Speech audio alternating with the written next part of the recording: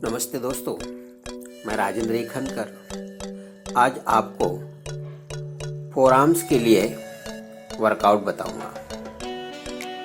Forearms यानी हमारे कलाई से लेके कोहनी तक का जो बॉडी पार्ट होता है उसे फोरआर्म्स कहते हैं। चलो हम वार्म अप कर लेते हैं।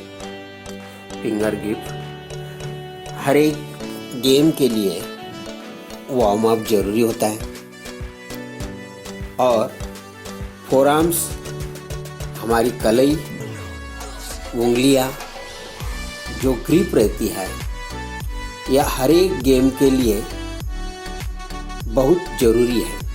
लेकिन इसी की एक्सरसाइज जो है हमारी कंपाउंड मूवमेंट में आ जाती है। बाइसेप कर लो, पुशअप लगा लो, बैक कर लो, चेस्ट का वर्कआउट कर लो, कहीं सामान उठा लो लिफ्ट करने में। महिलाएं हैं आटा बनाने के लिए उंगलियां इसती है। हर एक जगह हमारे फोरआर्म्स बहुत जरूरी मसल्स हैं। अब हम रिस्ट रोटेशन करेंगे, inward and outward both side. हम इस तरह से ये जो वर्कआउट करेंगे, एक चाहे वो बेसबॉल के खिलाड़ी हो, पिचर हो, क्रिकेट के बॉलर हो, चाहे वो टेनिस के खिलाड़ी हो, अच्छे बल्लेबाज हो, बास्केटबॉल, हैंडबॉल, सभी खेल के लिए हमारी रिस्ट की मूवमेंट बहुत जरूरी होती है। अब पहले हम करेंगे रिस्ट कर्ल।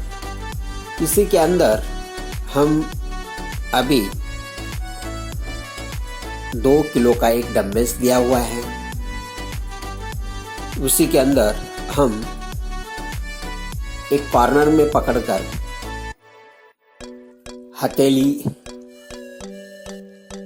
ऊपर यानी कि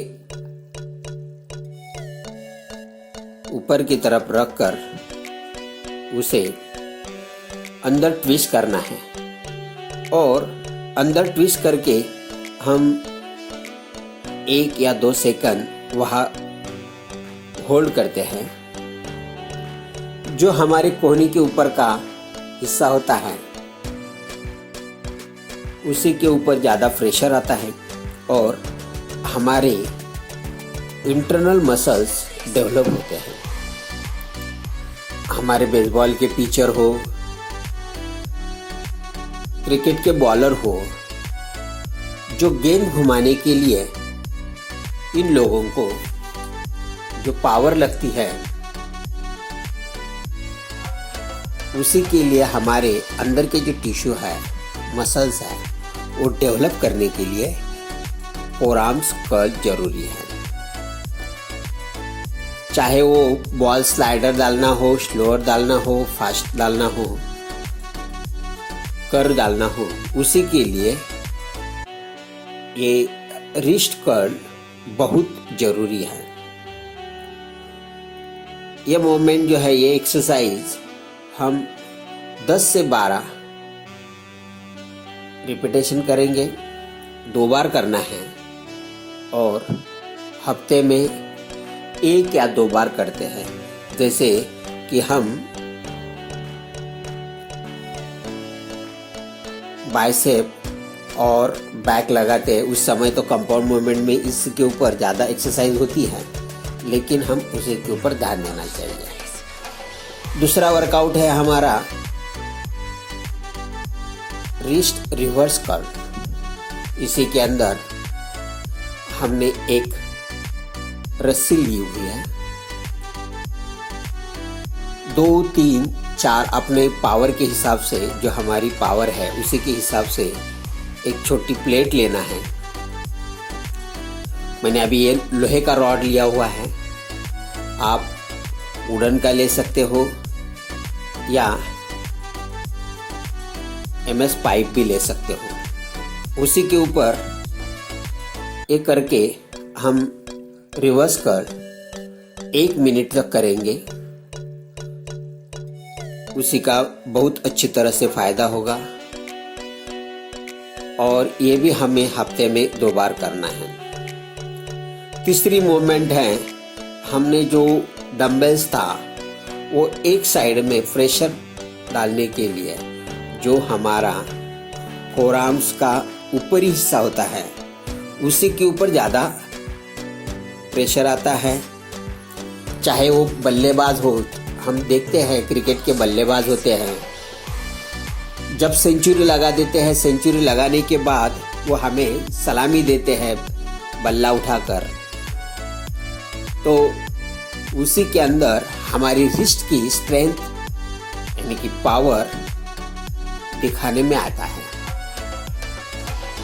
चाहे वो वेट लिफ्टर हो,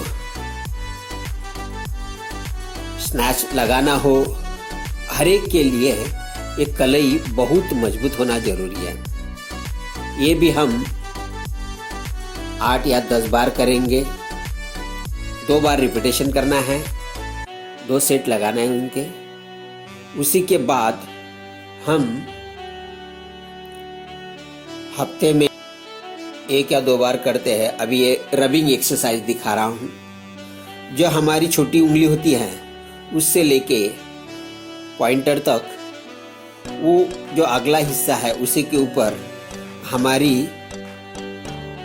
हमारा अंगूठा है वो पास करना है।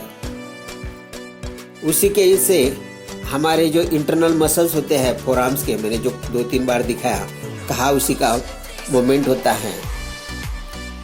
चाहे वो हम कंप्यूटर के ऊपर टाइपिंग करें,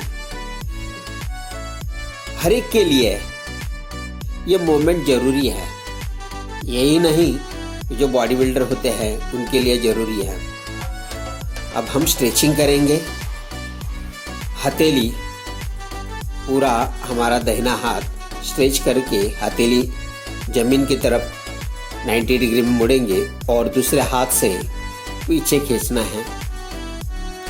मन में काउंट कर सकते हैं 15 से 20 बार तक, और काउंटिंग खत्म होने के बाद हमारा जो मसल्स है वो रिलैक्स होता है। चाहे हम बच्चे एग्जाम के समय ज़्यादा देर तक लिखने के बाद फोरआर्म के मसल्स और उंगलियों में दर्द होने लगता है, तो उसे हमें रिलैक्स करने के लिए हम स्ट्रेचिंग करते हैं। तो स्ट्रेचिंग के बाद हमें बहुत अच्छा बेनिफिट मिलता है और हम दोबारा फ्रेश होकर, रिलैक्स होकर अपना काम शुरू करते हैं। और फोरआर्म्स की तरफ आज तक किसी ने ध्यान नहीं दिया है। दूसरा स्ट्रेचिंग है, दाहिना हाथ स्ट्रेट करके हम कलाई से जो हमारी हथेली है ऊपर उठाएंगे और दूसरे हाथ से उंगलियों को पीछे खींचते हैं। ये भी हम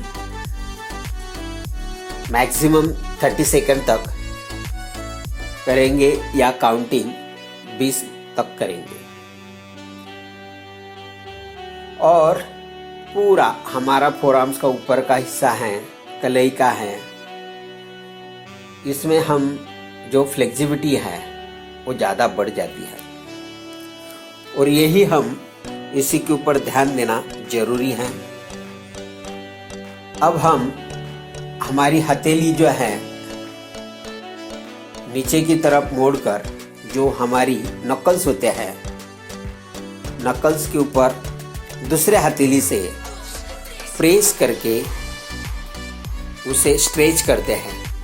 यानी हमारी हथेली जो है वो फ्लेक्सिबल रहती है।